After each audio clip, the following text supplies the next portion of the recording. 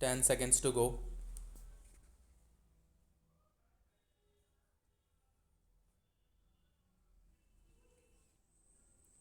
Sir, the subject with which we are dealing is not a complicated one, but we have to consider whether the purpose that is so near to the heart will be achieved by passing this bill.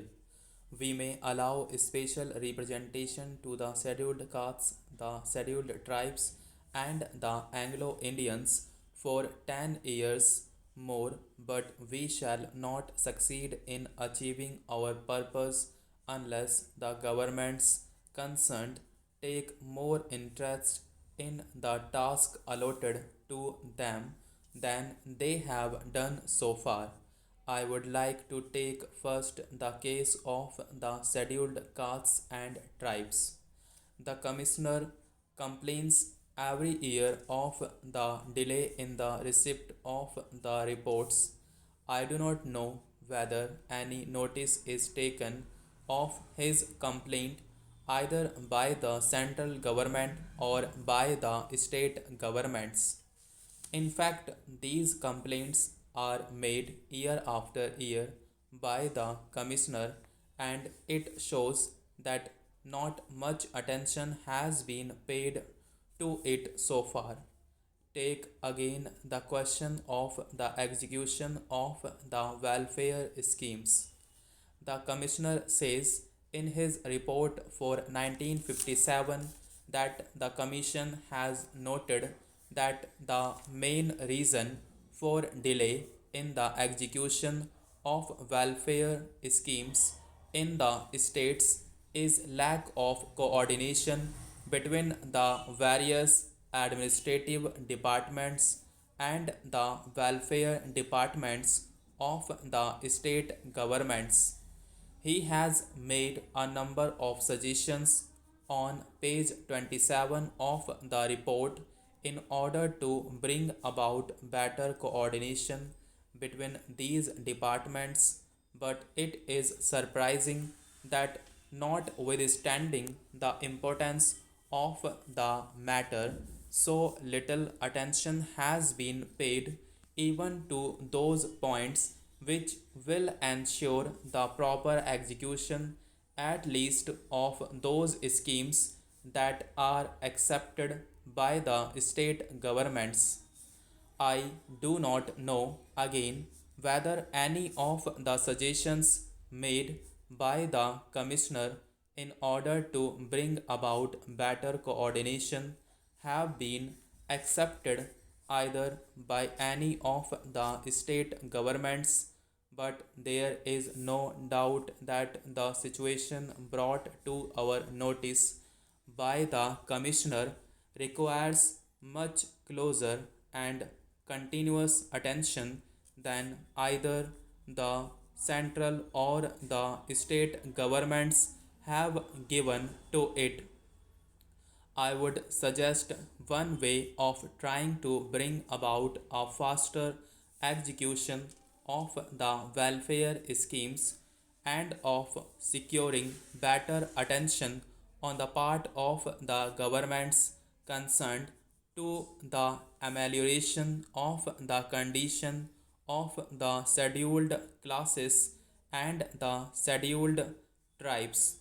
One of the speakers this morning said that the permanent officials were solely responsible for the deficient execution of the schemes. I venture to differ from him. The facts that I have stated show that the ministers themselves do not realize the urgent national importance of giving to these unfortunate classes the same opportunities of advancement as are enjoyed by the other communities. In this state of things, how can the officials be expected to be enthusiastic in the performance of their duties so far as they concern the carrying out of the schemes relating to the welfare of the scheduled classes and scheduled tribes. It is the ministers themselves who have to be persuaded to understand the national importance of bringing about a greater integration of the population and strengthening the unity of the country. If they fail to understand this, how can you expect the officials to take the schemes for the welfare of the scheduled classes and scheduled tribes seriously? Now, I have a suggestion to make on this subject which I hope will improve the present state of affairs.